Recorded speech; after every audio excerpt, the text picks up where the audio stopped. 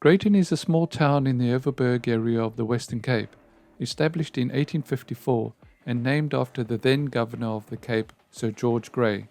The layout of the town was designed and set out by J.G. Ritz, a senior surveyor at the time, and remains essentially the same after all these years. Many of the town's original buildings and features have survived, including the original Leywater water irrigation system, consisting of street furrows and household water storage ponds, and also the extensive public commonage, crisscrossed by walking, hiking, and cycling paths that surround the town. Greyton owes much of its charm to the fact that its Cape Vernacular architectural heritage has remained largely intact. It's a popular weekend and holiday destination for visitors who enjoy its combination of rural charm and modern conveniences. Nestled in the heart of the Overberg, surrounded by the Riviersonderend mountain range, this little town is just 2 hours away from Cape Town, but light years away in terms of lifestyle. Tranquil and leafy, this little getaway still has mostly dirt roads and free-roaming horses, adding to its rural, old-world charm and laid-back vibe, with charming cottages and thatch-roof buildings, and a vibrant Saturday morning market, offering local produce and crafts. It's an outdoor playground for those wanting a break from the hustle and bustle of more urban areas of the Cape. Greyton's beautiful natural surroundings, stunning mountains and flowing rivers invite you to head out on a walk or hike on the trails in and around the nature reserve, or take a splash in the various secret swimming spots. But a little known secret that Greyton holds is that it's a birder's paradise, one that I've been lucky enough to discover for myself since family moved into the town in 2012. Greyton holds an excellent array of habitats, from mountains, rivers, small forests, open farmland, leafy suburbs, and vast areas of mountain fynbos. For such a small area, Greyton has an impressive bird list of around 120 species, but by far the birds you want to see here are sun and sugar birds. The area holds an astonishing amount of them, with at least 5 different species calling Greyton home, with what seems to be one in every tree. In and around Greyton there are 5 birding hotspots to note, starting with the Greyton Nature Reserve, which lies within the greater Riviersonderend mountain catchment area, covering approximately 2,220 hectares. It's the third largest nature reserve in the Cape and exists against the greater background of undeveloped mountains. However, of this vast area we'll only be concentrating on the small area immediately north of Greyton, around the entrance to the reserve. The site offers diverse fynbos vegetation and scenic hiking trails where birders can spot sunbirds, sugarbirds, weavers, and raptors. Next are the rivers and streams around Greyton, in particular the Gubus River, which starts in Bosmanskloof just northeast of the town and exits the mountains at Greyton, then runs down its eastern side. Here kingfishers, heron, hammerkop, and various waterfowl can be seen. The area with the most diverse birds, however, are the town's gardens and parks. Many local gardens are bird-friendly and host a variety of smaller species, including sparrows, warblers, canaries, and robins, along with their predators like sparrowhawks, goshawks, and owls. Then there's the lower Gubus Trail area just east of Greyton. This area is quite diverse in habitat, including the open expanse of the Greyton rugby field, the Gubus River, mountain fynbos, and rough riverine bush. This is good for buzzards, harrierhawks, kingfishers, widers, swifts, swallows, and small passerines. And then last but certainly not least are the open fields and farmlands just outside of Greyton. Here look for your larger raptors like booted and fish eagle and various kite species, and then your open farmland species like blue crane, secretary birds, and crouans in the surrounding agricultural areas. In part 1 of this 2-part series, we'll explore the town gardens, Gubus River, and the neighbouring farmlands. So come along with me as we enjoy birding in and around Greyton. I've got this little colony of swift here, and they're all breeding in there underneath the thatch roof there.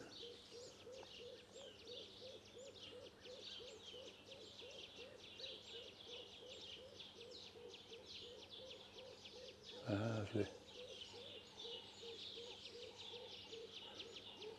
They're all just ducking and diving under there.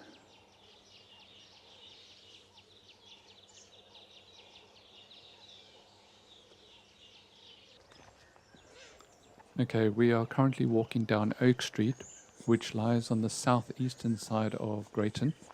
And at the southern end of this road is this little community garden here. The garden lies right next to the river and is full of indigenous plants, so it attracts a lot of bird life.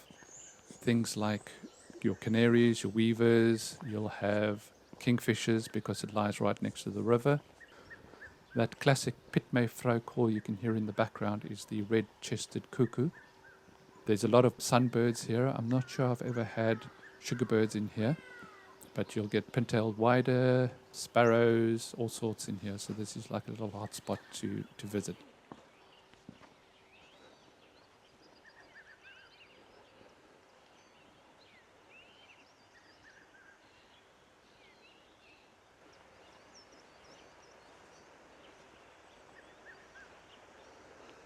That's a yellow king protea there. Malachite female at the top of this flax thing here. River's running quite nicely.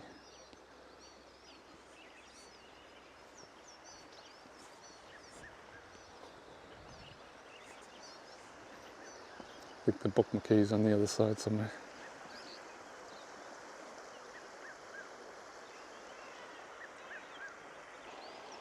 If you like hoopoe, Greyton is definitely the place to come, with them being fairly common around the gardens of the town. African hoopoe are sometimes treated as a subspecies of Eurasian hoopoe, and I think there's talk of them actually lumping these together as one species in the future.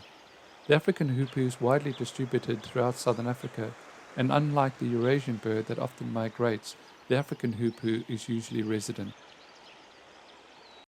Hoopoes eat mainly insects, but small reptiles have been found to be fed to chicks, along with worms, slugs, and small snakes. Small seeds and berries may also be eaten. To find the insects, they use their long beaks to penetrate the soil and may whack the prey on the ground to break it up into smaller pieces before swallowing them. They prefer to do this in shorter grass. Unlike the rest of the year, African hoopoes maintain a specific territory throughout the breeding season in which they feed. The chicks are fed mostly by the male until close to their fledging date, when the female and male share the responsibilities. The chicks fledge after between 26 and 32 days. These birds are double brooded and have 2 sets of chicks per year.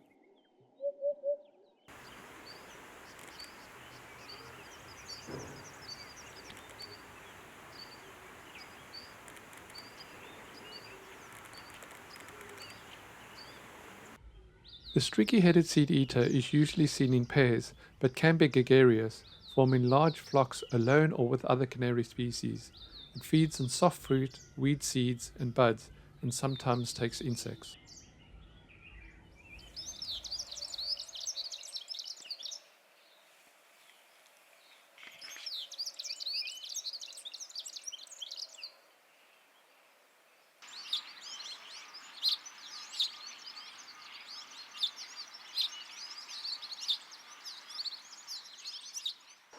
Having the Gubus River running right alongside this little garden means you can sit right on the edge for a bit and see the comings and goings along this stretch of the river.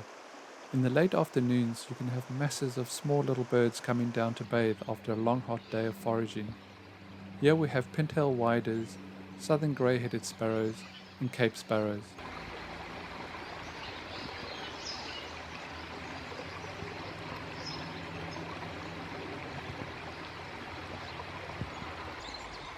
Along with a single swee waxbill.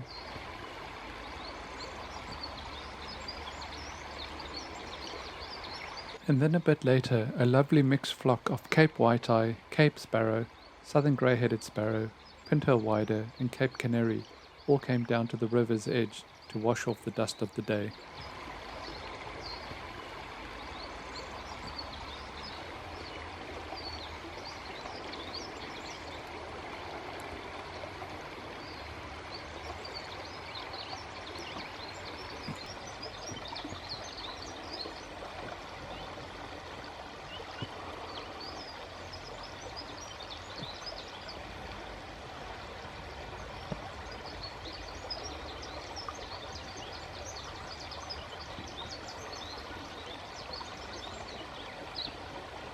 And of course, where there's water in Greyton, there's the opportunity to see several species of kingfishers, and this is a great place to see both malachite and brown-hooded kingfishers.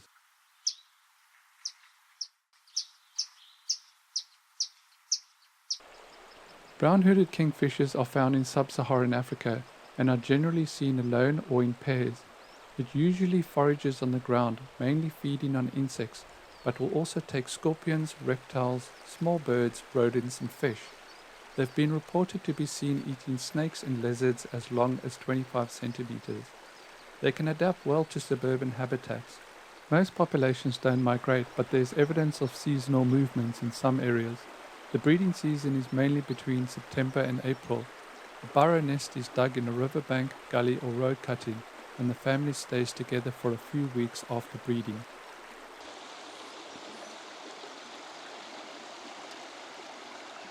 Kingfisher is just sat across there in that tree there.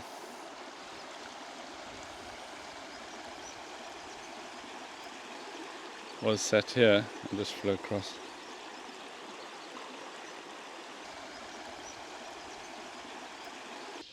Incredibly, I'm just walking around the lower half of Greyton and I've just heard a African fish eagle call way in the distance there.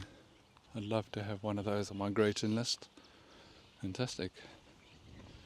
I did meet a farmer yesterday on the farm tracks that said there were fish eagles in the neighbourhood, but I definitely have never seen one here at Greyton.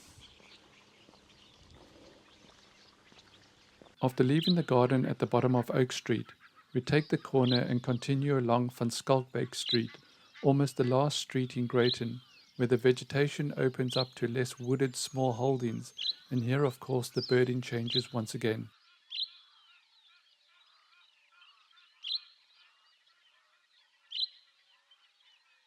The lords of this more open area are black sparrowhawks, the largest sparrowhawks in the world. They occur mainly in forest and non-desert areas south of the Sahara, particularly where there are large trees suitable for nesting, but their favorite habitat includes suburban and human-altered landscapes. It preys predominantly on birds of moderate size such as pigeons and doves in suburban areas. Typically, both sexes of the black sparrowhawk have a predominantly black plumage with a white throat, breast and belly. These white-breasted individuals are known as white morphs, which are in the majority over most of the bird's range. The black morph variety is generally rare, except along the coastal regions of South Africa, including the Cape Peninsula, where they constitute 80% of the population. Just come to the bottom of Greyton. It tends to be more sort of paddocky, lots of paddocks, open ground, not so many houses, and the birds change as well down here. And you literally like 5 minutes walk from the more wooded, denser area up there. So many bird calls, but I've been in the UK for so long, I'm starting to forget what birds are for what calls, kind of thing. And a lovely pair of striped swallows there. This pair of greater striped swallow were continually coming down to the same place next to the road collecting mud, so I crept up and pointed my camera at the spot and got a few shots of them. It breeds in southern Africa, mainly in South Africa, Namibia and southern Zimbabwe, and winters further north in Angola, Tanzania and southern DRC. It's a large swallow that's not afraid of humans and often builds its bowl-shaped mud nest with a tubular entrance on the underside of human structures, often just above head height. The Bokmakiri is a bush shrike and closely related to true shrikes, and was once included in that group. Contrary to what you see in here, they are generally shy and skulking and have a typical shrike diet of insects, small lizards, snakes, small birds and frogs, and have the most amazing call.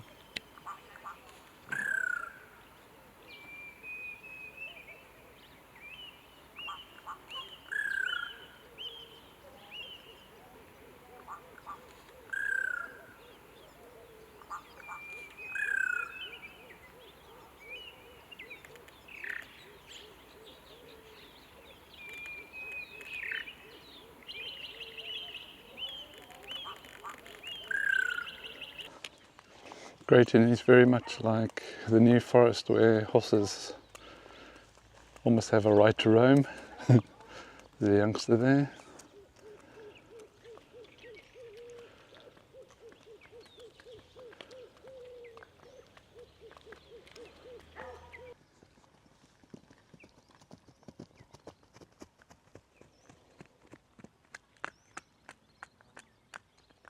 Got a red-winged starling up there with a rock martin over. I think it's a rock martin anyway. That definitely is.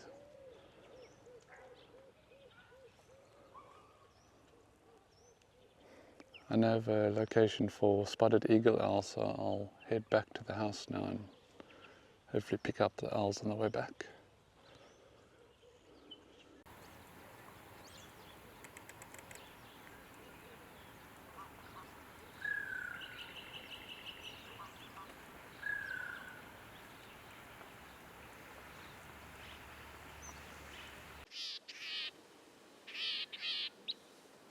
Southern Fiscal is a member of the shrike family, found throughout most of southern Africa.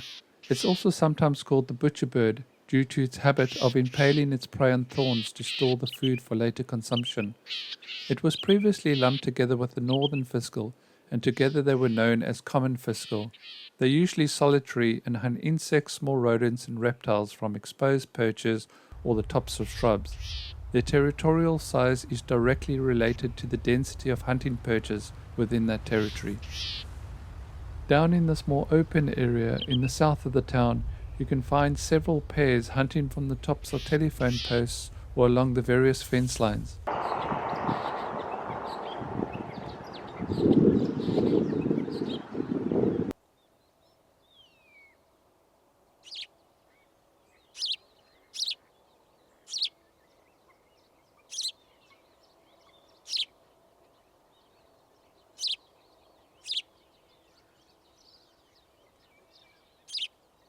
Getting to the west side of Van Schalkwyk Street, you'll need to cross a small stream there before heading north up Caledon Street. This is another great place to stop for a while and scan the surrounding area. I used to be able to drive around here, it looks like it's washed out. Oh, nice stretch.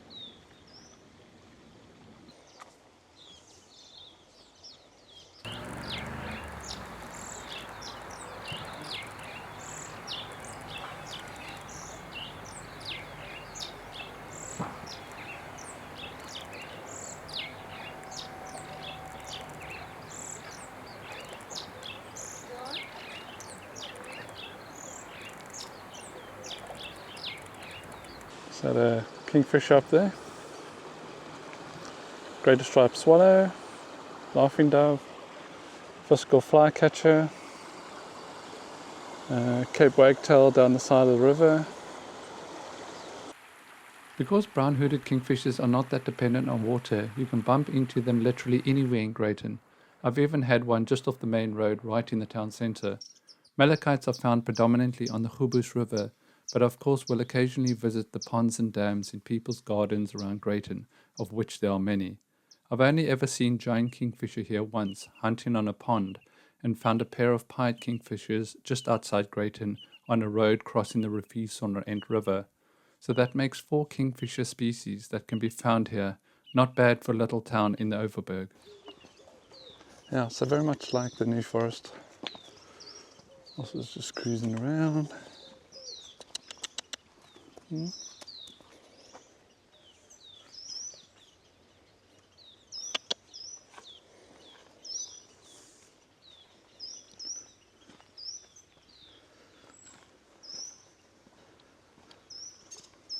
I'm just seeing another malachite sunbird. I've always wanted to get a malachite in full sun.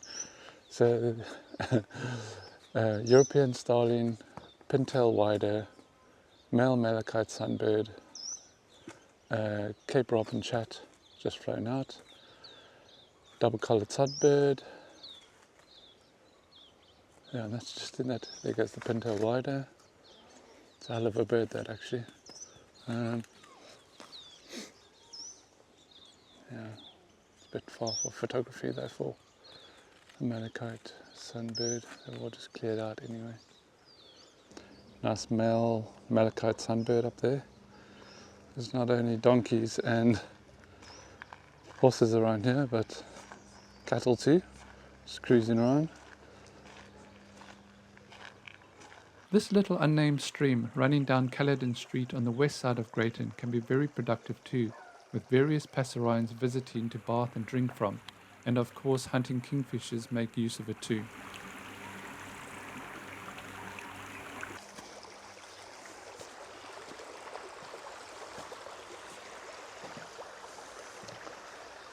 Just have various streams coming down through the town. Makes for a very nice atmosphere in the town.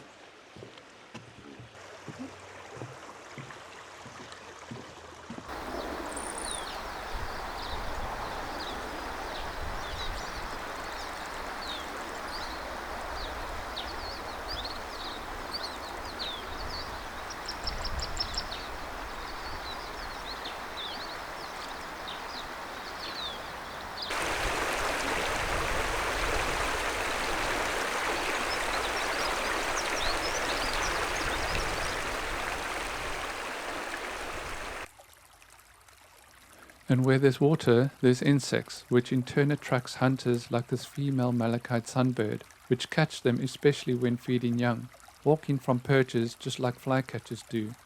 I took my eye off it for a second and it was replaced by this male in eclipsed plumage. It happened so quick, it left me wondering whether I'd seen a female to start off with.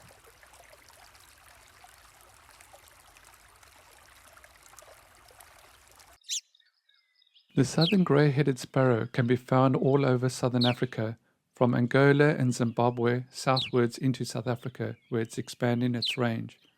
The male and female are monomorphic, while the juveniles carry paler bills, as shown here.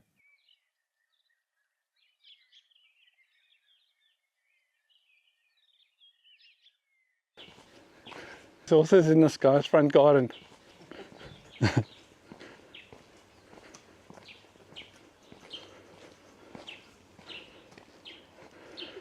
One way to get your lawn cut.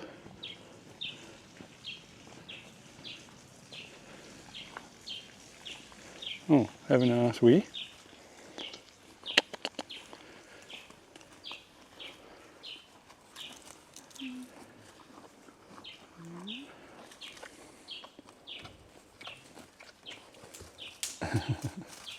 Of course, always keep your eyes to the sky because Greyton plays host to several raptor species, including this amazing African harrier hawk.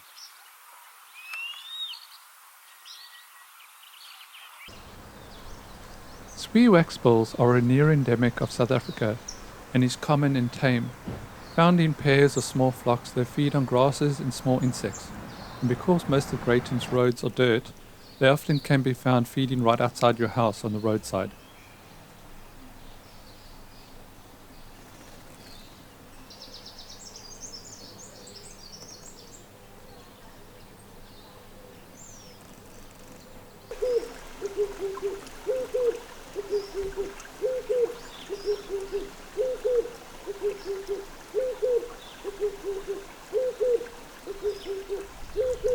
There are several pairs of spotted eagle owl around Greyton, but the pair I visit most is just a couple of houses away from where my family stay, right in someone's garden, who have provided them with an owl box. To respect the owner's privacy, I'll withhold the location here, but if you simply walk around the southern half of Greyton, I'm sure you'll bump into them. Most years they produce a pair of chicks, but unfortunately not on this visit, so these photos were all taken in previous years.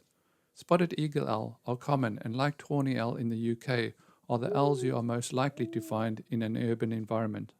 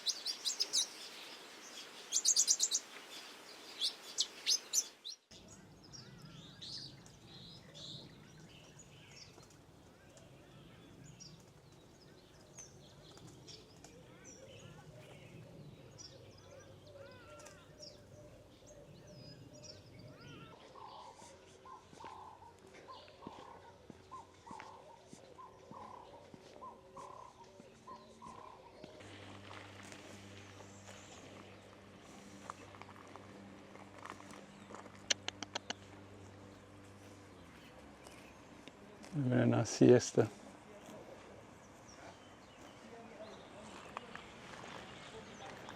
Another little hotspot to note is this little patch around where Diasbuurte and High Street meet. It's an area where quality trumps quantity. Take a close look in the densely wooded area on the corner, the very boggy area to the south of Diasbuurte, and the large field to the north of High Street. I've had some amazing sightings here over the years, and the following are all from this tiny little patch.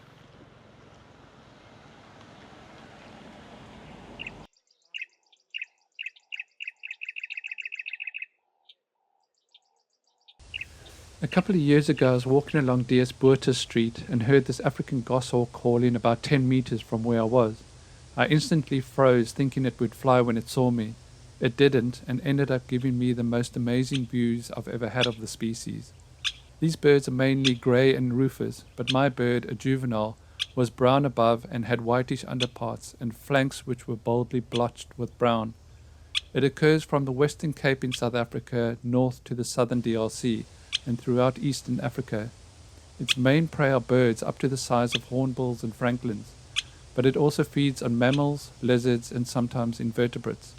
It's an ambush hunter, waiting on a perch until the prey is observed, then swooping down to catch it. It generally occurs in forests and dense woodlands, in lowland and montane areas, but can also be found in riverine and plantations of exotic trees, parks and large gardens. In the small forest on the corner, I also once found this African harrier hawk set up in the trees there, with what looked like a fresh kill in its talons. From what I could make out, it looked like a large chick of some kind. They were nesting hardy-dar in the town close by, so I can only imagine it snatched one of their chicks out the nest and flew to these nearby trees to enjoy its catch in peace. Also known as gymnogene, this common medium-sized raptor breeds in most of Africa south of the Sahara and in South Africa between November and December. Interestingly, these birds are omnivorous, eating the fruit of the oil palm as well as hunting small invertebrates. Its ability to climb using wings as well as feet and its long double-jointed legs enable this bird to raid the nests of cavity nesters such as barbets and woodhoopers for eggs and nestlings. It's been known to prey on introduced species as well, such as feral pigeons, house sparrows and grey squirrels.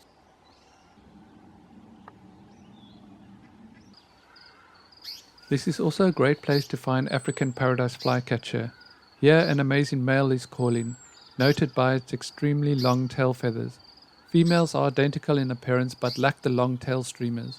The African paradise flycatcher feeds mainly on insects. It builds a neat cup nest in which it lays a clutch usually of 2 or 3 eggs. It generally inhabits open forest and savanna and is a locally common resident breeder in Africa south of the Sahara. Here in Greyton, they are fairly common and you are bound to bump into at least a couple of pairs on your walks around.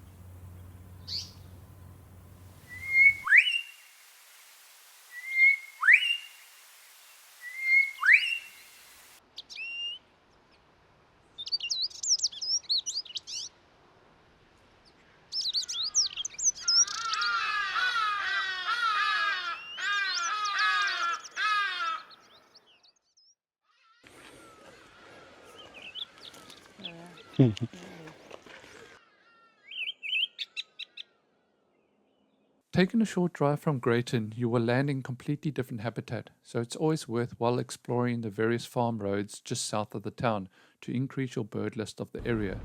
I always take the R406 eastwards from Greyton, crossing the Gubus River in the process, and then turning right on the Kruger Road, which will take you down to the Riviersond end crossing.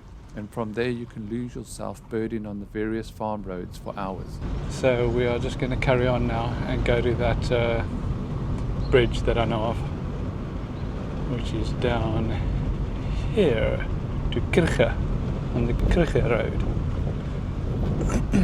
Oh, what are those? I think those are, there's a few raptors up here, so we're already in for a good time. Okay, so yet one more thing that has completely changed. So this is the river crossing that I was talking about, but this used to be all wooded here and on this side, and it's all just been ploughed over. Can you believe it? So all that ecosystem is just lost. I can't actually believe it. What a waste.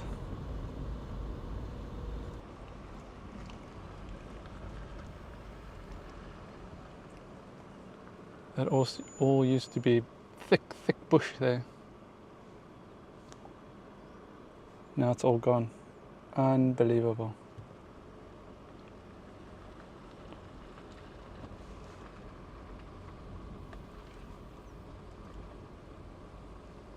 What a complete waste. This used to be full of birds. I'm so heartbroken.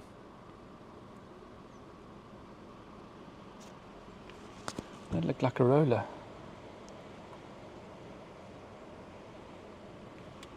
This is actually just such a shame. You can see it's recently been done as well. It used to look like this. Thick bush, and that's just been ploughed away. I don't know why they've done this. This also used to be a reed bed here. I just remembered that this is where I had kingfishers as well. Kingfishers used to be all over the place there. Such a shame. And waders here as well. I've had waders. At least the swallows are still breeding under the bridge, but that's such a shame. This used to be a little hot spot for me. And you could drive down there, right, and park your car by the riverside. And now it's all knackered.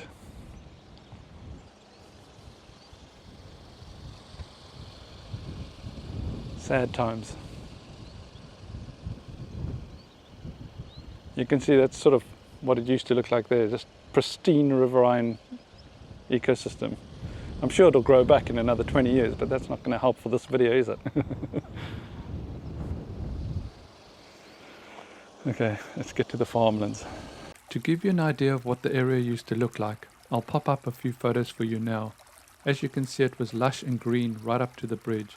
You could park up and walk to the middle of the bridge, and you'd be right in the thick of it. Every time I visited, there was something different or new to see. The following birds were all seen in this one area.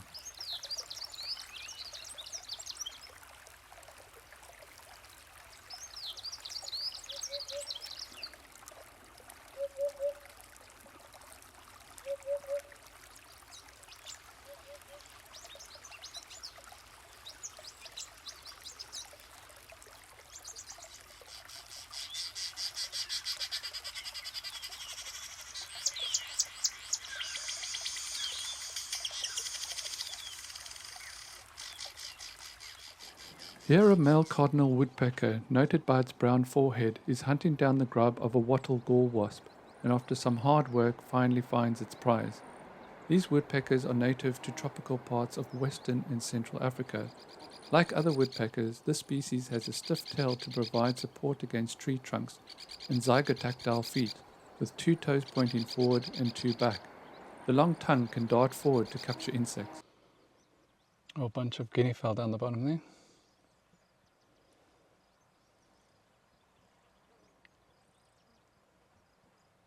Helmeted guinea fowl are almost too common to mention around Greyton. It's a native to Africa, mainly south of the Sahara, and has been widely introduced as a domesticated species all over the world.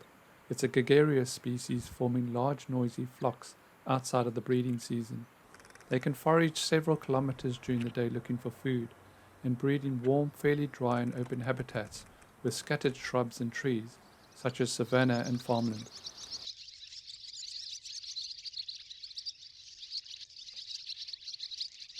This pair of red-winged starling, the male shown here and the grey-headed female here, thought it was a great idea to make their horsehair-lined nest inside this transformer box. Whether that was a good idea, only time would tell.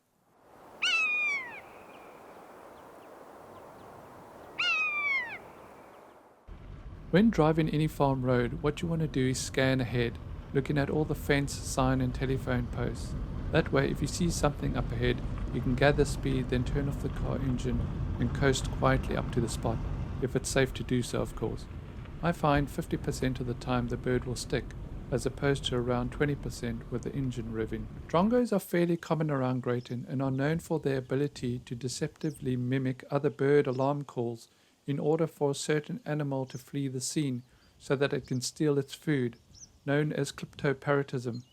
They are also known for their aggressive and fearless behavior, often attacking and driving away much larger animals, including birds of prey when their nests are in danger.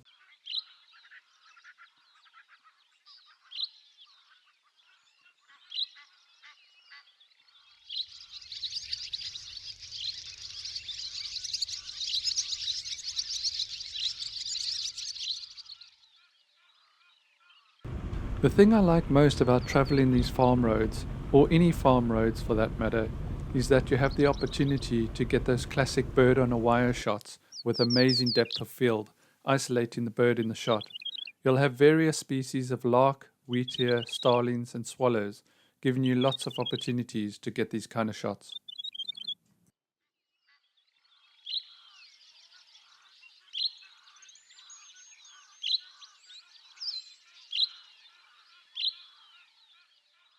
The other fun thing about driving these farm roads is that you never know what surprise will be waiting for you around the next corner.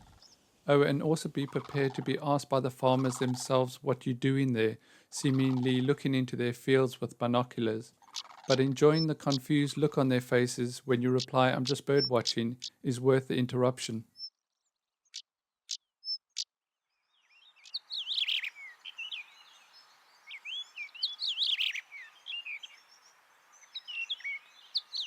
And then my only new SA bird this entire trip were common quail.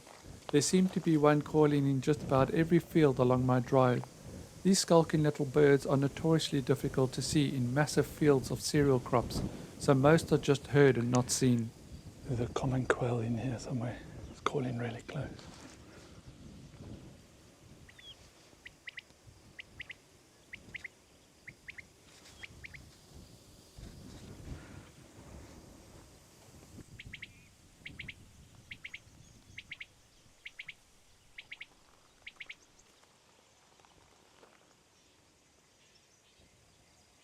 Just in here somewhere.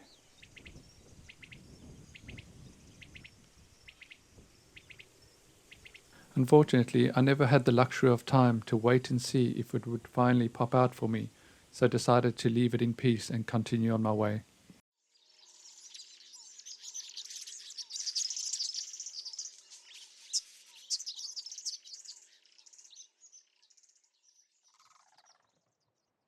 At any point during your drive, you could bump into blue crane, and if it's the right time of year, even get them with their chicks in tow.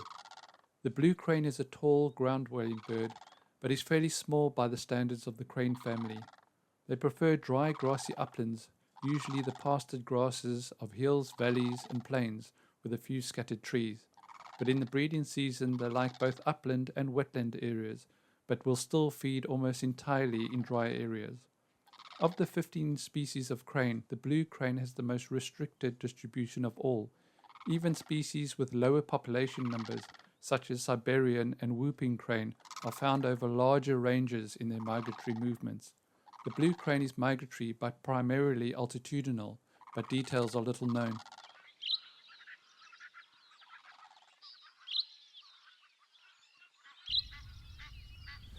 On my return to Greyton, I was lucky enough to come across this family of black-winged kites, an adult pair with 3 hungry young. Best known for its habit of hovering over open grasslands in a manner of much smaller kestrels, the black-winged kite is a species primarily of open land and semi-deserts in sub-Saharan Africa and tropical Asia, but has a foothold in Europe, in Spain and Portugal, and now gaining in France too.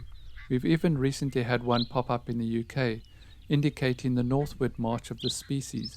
The sexes are monomorphic in plumage, and their large red forward-facing eyes are distinctively placed under a bony shelf that shades them.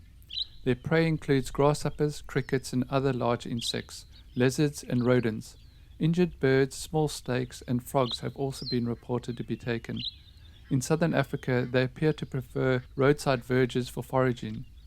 These birds roost communally in groups of 15 to 35, converging in large leafy trees. They're extremely silent, and the calls recorded include a high-pitched squeal and soft whistle, They mainly call during the breeding season and at the roost site. And interestingly, as you can see here, these birds have zygodactyl feet, which is a characteristic they share with owls, where 2 toes face forward and 2 toes face backwards.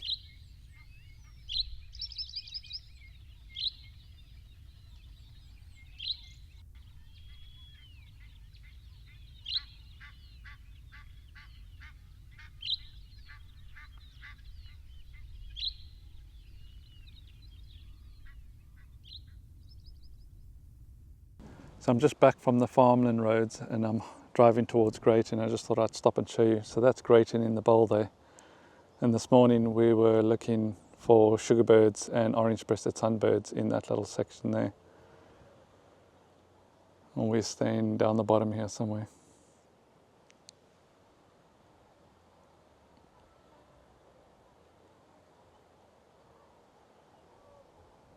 Thanks for watching and maybe subscribe so you don't miss out on part 2.